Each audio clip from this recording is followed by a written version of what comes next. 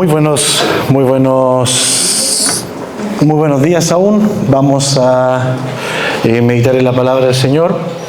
Vamos a iniciar como vástago una nueva serie y vamos a estar estudiando el Evangelio de Marcos. El Evangelio de Marcos. Lo vamos a estar estudiando. Yo hoy día me pidieron hacer un resumen o una síntesis de los grandes temas del Evangelio de Marcos, y los domingos posteriores vamos a estar analizando más específicamente capítulo por capítulo. Así que por favor, abramos nuestras Biblias en el libro de Marcos, capítulo 1, versículo 1. Marcos, capítulo 1, versículo 1. Primer versículo, obviamente, del Evangelio dice: comienzo del Evangelio de Jesucristo, el Hijo de Dios. Vuelvo a repetir: comienzo del Evangelio de Jesucristo, el Hijo de Dios. Ahora vamos a Marcos capítulo 16, versículo 20.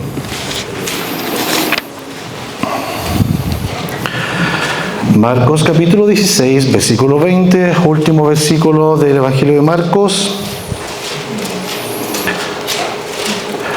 Los discípulos salieron y predicaron por todas partes, y el Señor los ayudaba en la obra y confirmaba su palabra con las señales que la acompañaban.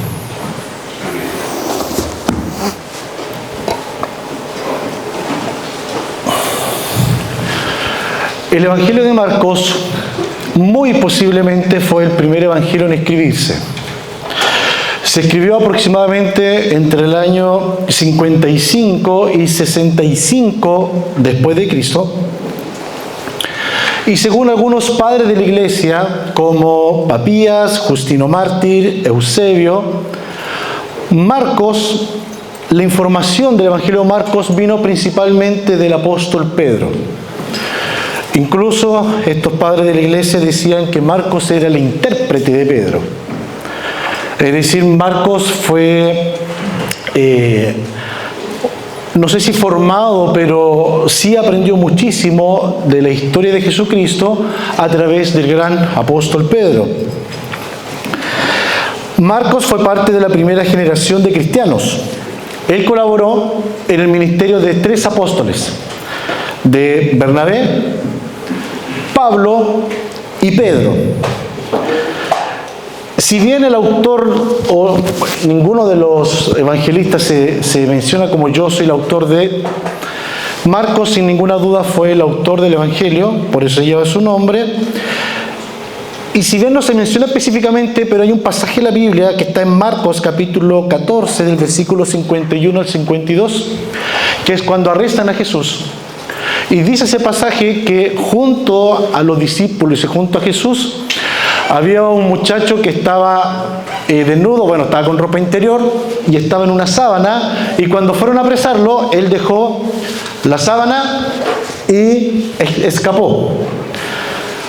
Esa persona, Marcos capítulo 14, del versículo 51 al 52, muy posiblemente era el mismísimo Juan Marcos. Entonces, si bien Juan Marcos no fue parte de los grupos de los 12, sí conocía a Jesús, sí le seguía. Y Marcos era miembro, él nació en Jerusalén y era de familia acaudalada. Y Marcos pasó gran parte de su tiempo en Roma, en la ciudad de Roma, la capital del Imperio Romano. Durante la década del 60, ser cristiano no era cosa fácil en Roma. Los cristianos eran perseguidos. Según la tradición, según la historia, los apóstoles Pedro y Pablo fueron asesinados por el emperador Nerón. Nerón era un emperador sádico, quiso hacer infraestructuras, quiso alargar sus jardines privados y quemó la ciudad de Roma. Comenzaron a sospechar que Nerón había sido responsable y él dijo: no fui yo, fueron los cristianos. Así que los cristianos comenzaron a ser perseguidos, los llevaban a los circos, donde eran asesinados a través de leones, etc. Muchos cristianos eran apresados y Nerón durante la noche los quemaba públicamente para iluminar las calles. Entonces, durante la década del 60, el pueblo cristiano era muy perseguido en Roma y por lo tanto Marcos, como líder de la iglesia en Roma, él escribe este evangelio como una respuesta a los cristianos en tiempo de persecución, como respuesta a los creyentes en tiempos de persecución. Marcos fue impulsado por el Espíritu Santo como anticipación profética y respuesta pastoral en tiempos de persecución. Y Marcos, a través de este evangelio, que es el evangelio más corto, es el evangelio más conciso, por eso que para un nuevo creyente es muy importante que quizá empiece a leer la Biblia con Marcos. Marcos es el evangelio más conciso, es un evangelio rápido, de mucha acción. Porque los romanos no eran como los griegos, gente de palabras, de grandes discursos. No, los romanos eran gente de acción. Y Marcos escribió en Roma y escribió para los creyentes romanos. Y si ustedes leen el evangelio de Marcos, es un evangelio de mucha acción.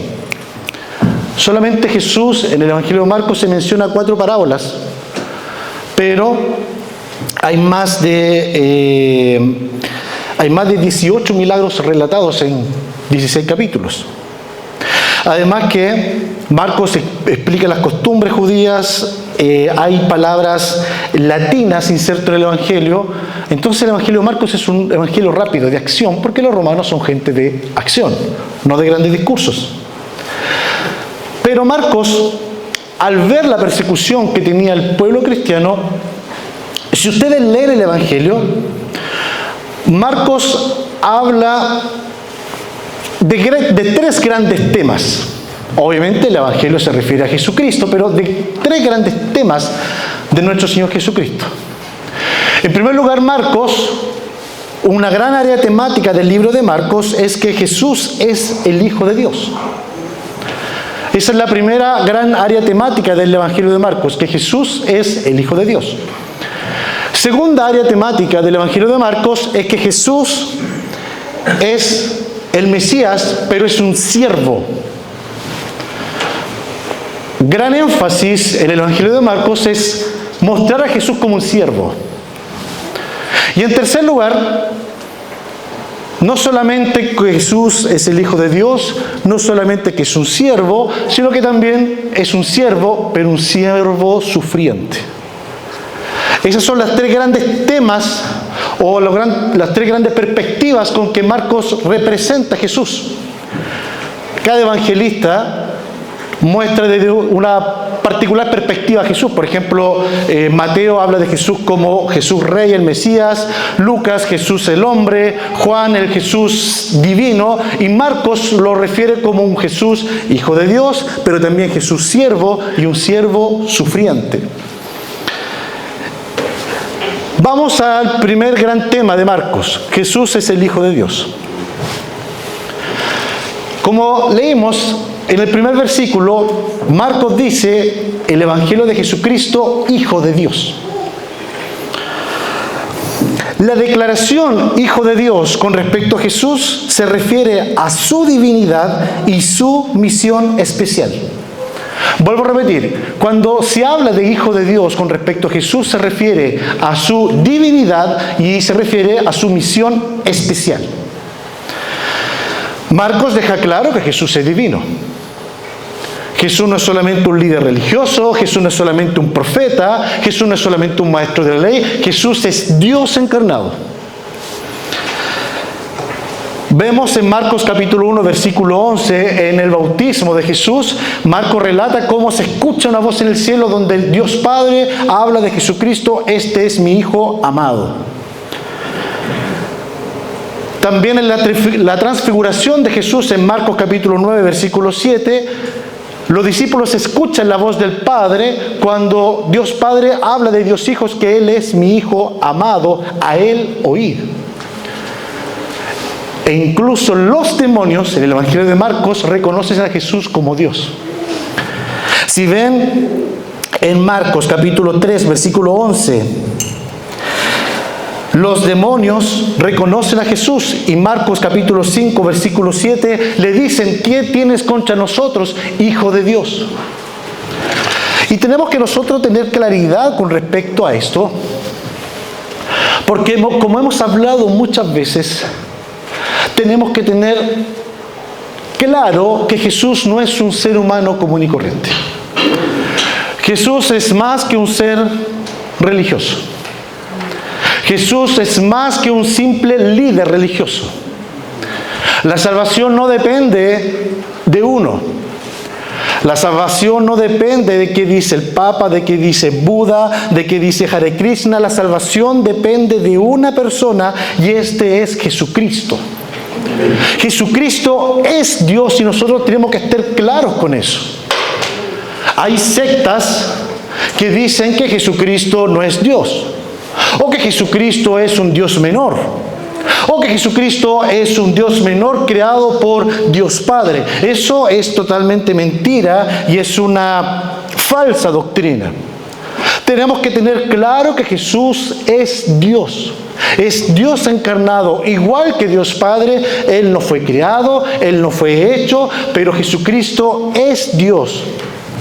Y como sabemos que Jesús es el Hijo de Dios, como sabemos que Jesús es Dios, nosotros podemos estar tranquilos de que nuestra vida depende de Él y que Él tiene nuestra vida bajo su control.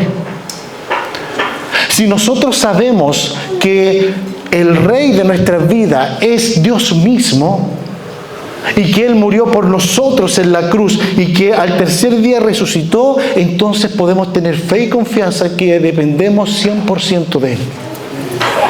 Nuestra fe no se sustenta en una persona. Nuestra fe no se sustenta en un líder. Da tranquilidad el pensar que nuestra fe se sustenta en Dios encarnado y que Él tiene nuestra vida bajo su control. A veces quizás no entendemos nuestra vida, quizás a veces no entendemos lo que nos está pasando. ¿Por qué nos está ocurriendo esto? ¿Por qué ahora que sigo al Señor me está ocurriendo estas cosas? Nosotros muchas veces no entendemos esto, pero nuestra fe está segura de que estamos en las manos de Dios omnipotente, poderoso, que Él todo lo sabe y todas las cosas ayudan a bien para quienes le aman. Amén. Nuestra fe no está puesta en un líder religioso, está puesta en Dios encarnado. Pero ahora vamos al segundo gran tema de Marcos. Porque Jesús no es solamente Dios encarnado. Jesús no es solamente el Hijo de Dios. Cuando Jesús se encarnó y vino a este mundo, Él no nació en un gran palacio. Él no nació en la capital del Imperio Romano, en Roma, no. Él nació en un pueblo alejado del Imperio Romano, uno de los pueblos más pobres del Imperio Romano. Él nació en un pesebre en Belén. Porque Dios encarnado muestra su grandeza y muestra su amor al revelarse como siervo. Vuelvo a repetir. La grandeza, el amor, el poder de Jesucristo no se muestra como un gran general con grandes conquistas, sino que se muestra como siervo. Y Jesús se revela como el Mesías, pero como siervo. Marcos capítulo 10, versículo 45, dice lo siguiente: porque ni aun el Hijo del Hombre vino para que le sirvan, sino para servir, y para dar su vida en rescate por muchos.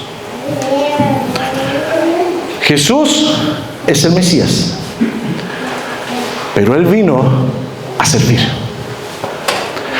Él se muestra como un Mesías, pero un Mesías servicial, un Mesías siervo. Fíjense cómo el Señor da vuelta a toda la lógica de este mundo. Las personas importantes para nosotros tienen que dormir bien, tienen que estar viviendo bien, tienen que tener honores, etc. Pero Dios da vuelta a la lógica humana y Dios se revela como un siervo.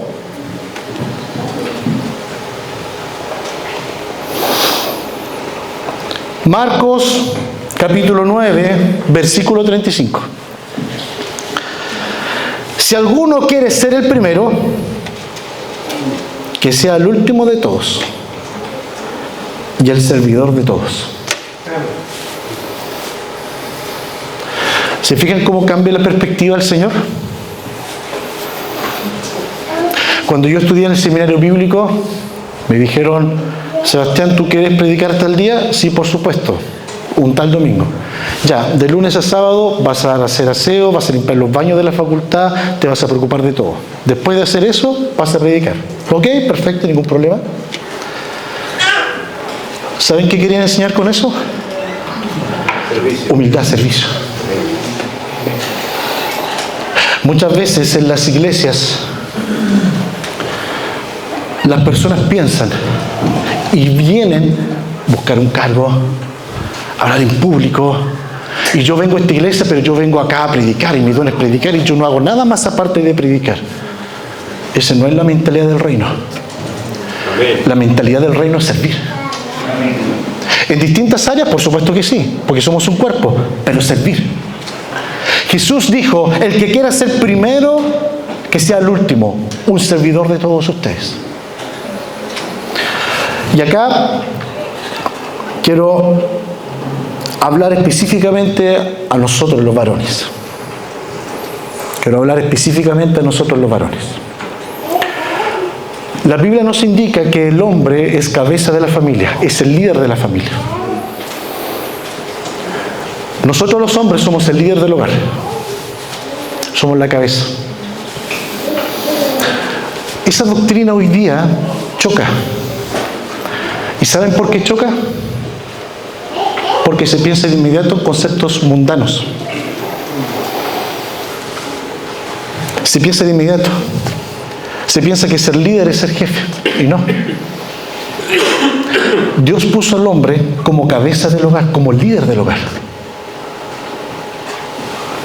Y a un pastor le preguntaron, y voy a leer lo que él dijo. A un pastor le preguntaron: ¿el hombre es el líder del hogar? Sí. ¿Y qué significa eso? Y el pastor respondió: liderar como Cristo lo hace. Amén. Él lidera, el hombre toma la iniciativa y soporta todas las situaciones. Él lidera abriendo paso en la selva. Él lidera asumiendo responsabilidad. Eso significa que se esfuerza al máximo. No es un rey. Significa que se esfuerza más que su esposa.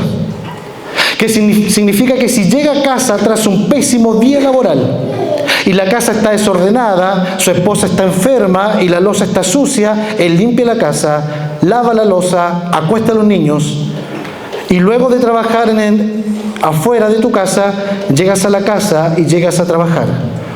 El hombre no es un rey, es un líder, es un siervo. Y el hombre pregunta: ¿cuándo voy a descansar? Cuando mueras, descansarás en los brazos del Señor y el Señor te dirá: buen trabajo.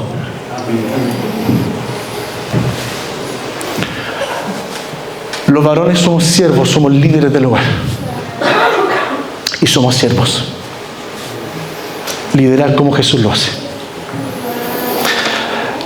Muchas veces converso con Bernie y yo quiero ser bien sincero en esto. En las iglesias que yo he estado, y yo estoy muy contento, especialmente por los varones de esta iglesia, y me van a escuchar por qué. En la mayoría de las iglesias que yo he estado, la mayoría de las personas que van a la iglesia son mujeres. Las personas que van a la reunión de oración, ¿quiénes son? Mujeres. Las mujeres están mucho más comprometidas que los varones en las iglesias. Y acá, mis hermanas, las mujeres, son grandes siervas del Señor. Yo sé que muchas oran en silencio, buscan al Señor, oran por la iglesia, participan, etc. De eso no tengo ninguna duda. Pero lo que hablaba con Bernie y lo que me alegra el corazón es que en esta iglesia los hombres también están orando, buscando al Señor, activando la iglesia, etc. ¿Y saben por qué? Porque hemos entendido el papel que tenemos en nuestro hogar. Nosotros somos líderes del hogar y Dios nos va a pedir cuenta a nosotros por el estado espiritual de nuestra familia. Dios nos va a pedir cuenta a nosotros por el estado espiritual de nuestro matrimonio, de nuestros hijos. Dios nos va a pedir cuenta a nosotros. Por eso es que nosotros los varones tenemos que ser siervos, líderes, pero siervos, servir. Servir a nuestras esposas, servir a nuestros hijos, estar pendientes de ellos. Ni se imaginan el mundo espiritual como quiere destruir a los jóvenes hoy día. Ni se imaginan el mundo espiritual como quiere destruir a los niños. Desean lavarles la cabeza, desean renegar de su sexualidad, desean que... La otra vez yo estaba en clase y un alumno me dijo, profesor, ¿puedo escuchar un poco de música? Sí, escucha música. Yo pensé que iba a ser música un poco más normal. De repente me pongo a escuchar música, que yo soy de la época de los, no sé, de los 90, no sé. Más encima que yo cuando tenía 15 años, mientras todos escuchaban, ¿cómo se llama este grupo? Backstreet Boys o algo así. Ya, esa cosa. Ya. Yo escuchaba, porque eso, mi papá tiene la culpa.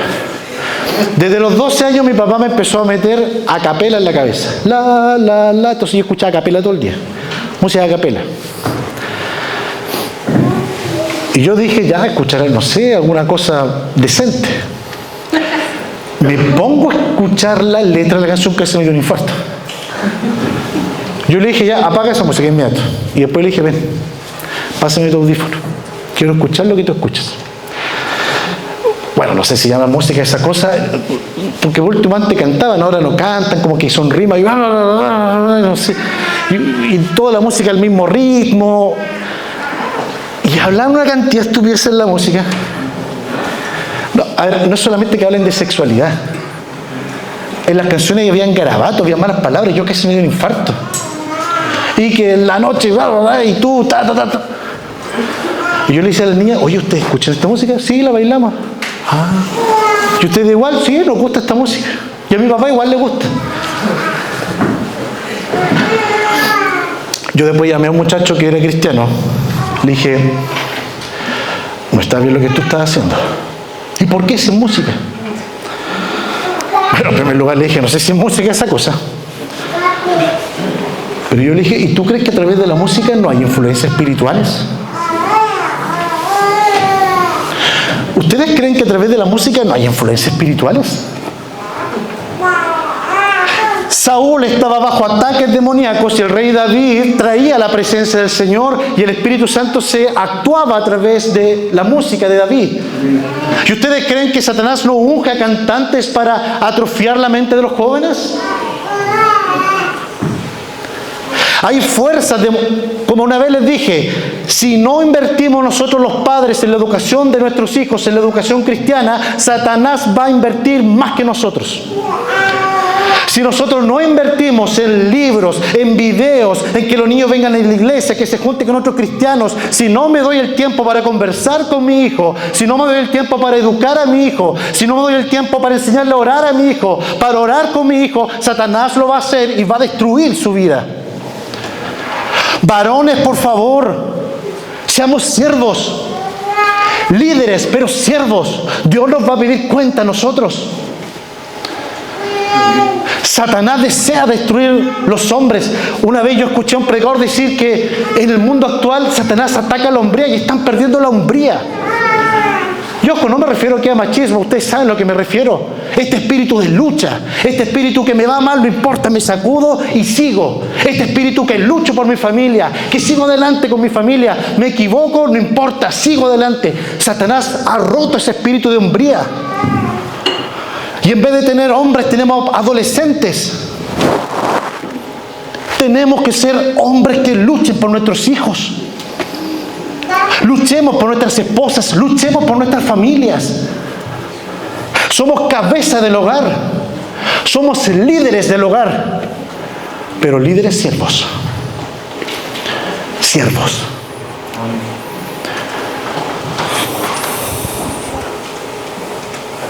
Si alguien pensaba que liderar era ser jefe, está equivocado.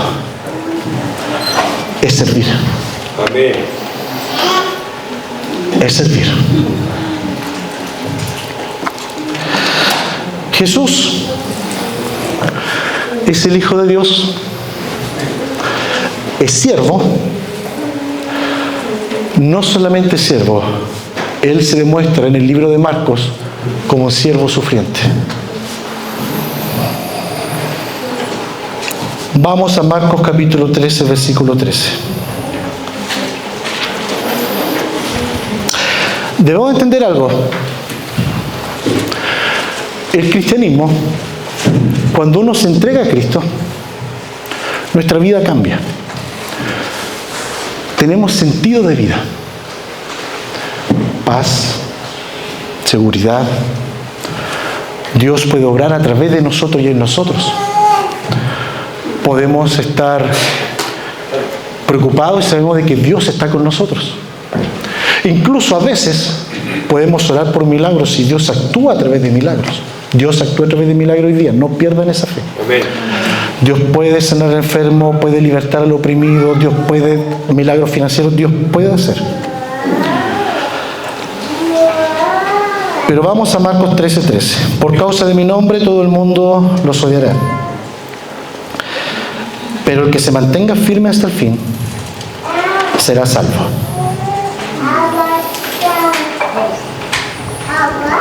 Por causa de mi nombre, todo el mundo les odiará.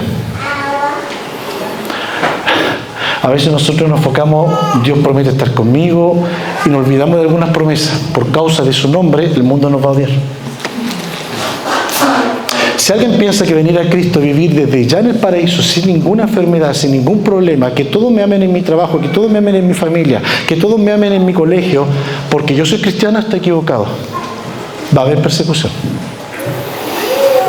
Va a haber sufrimiento. Nosotros los cristianos vamos a sufrir. Quiero dejar claro eso. Vamos a sufrir. Incluso a veces nosotros los creyentes, a veces incluso sufrimos más que los no creyentes. Y oramos al Señor y le decimos, Señor, ¿por qué ahora me pasan estas cosas? ¿Por qué antes estaba tranquilo, tranquila, y ahora me pasan todas estas situaciones? En primer lugar es porque el Señor está probando tu fe. A ver si lo sigues por los panes y los peces o por quien realmente es Él, el Señor de tu vida. Pero en segundo lugar, ¿saben por qué también Dios permite que sufras y no hay respuesta en tus oraciones? Porque estamos enfermos y has orado al Señor y le has dicho, Señor, sáname, y por mucho tiempo le has dicho, Señor, sáname, por favor bendíceme, por favor prospérame, que me vaya bien en mi negocio, que me vaya bien en mi trabajo, Señor, sana a mi hijo, etc. Y Dios parece que no escucha. ¿Y sabe por qué Dios permite eso? Porque a través del sufrimiento nosotros podemos consolar a los demás. Amén. ¿Quién más va a entender a una persona que sufre depresión que otra persona que sufre depresión pero sale de la mano con la ayuda del Señor?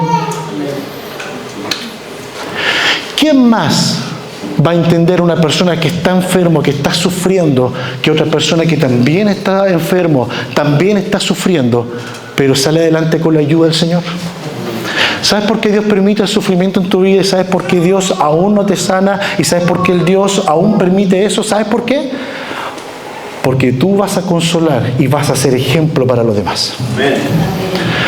Vas a ser ejemplo para los demás. ¿Saben por qué estoy en el colegio? Mis compañeros me molestan porque soy cristiano. ¿Y saben por qué Dios no calla a los demás, sino que permite que sufras esa persecución? Porque de esa manera el Señor te está preparando y en algún momento vas a ser ejemplo de los demás. Amén. Jesucristo es Hijo de Dios, Jesucristo es un siervo, pero también es un siervo sufriente. Pero tenemos nosotros una diferencia. Es que al sufrimiento nosotros le podemos encontrar sentido. Y sabemos que mientras más sufrimos, el Señor más nos consuela. Y que todas las cosas ayudan a bien para quienes le aman. No entiendo por qué tengo esta enfermedad. No entiendo por qué me echaron del trabajo. No entiendo por qué me va mal. No entiendo nada, pero sé que todas las cosas ayudan a bien para quienes le aman. Amén. Todas las cosas, no dice algunas, todas las cosas ayudan a bien para quienes les aman. Todas las cosas, no algunas, no solamente las buenas, no solamente cuando estoy feliz, no solamente cuando estoy sano, no solamente cuando me va bien en el trabajo, todas las cosas ayudan a bien para quienes le aman. Y no entendemos muchas situaciones, pero el camino del creyente, ¿vas a sufrir? Sí. ¿Vas a tener decepciones? Sí. ¿Te van a pelar? Sí. Eso es típico en Chile. ¿Te van a criticar? Sí. Pero todas las cosas ayudan bien para quienes le aman. Y el Señor te va a usar, el Señor te va a consolar y el Señor va a estar contigo.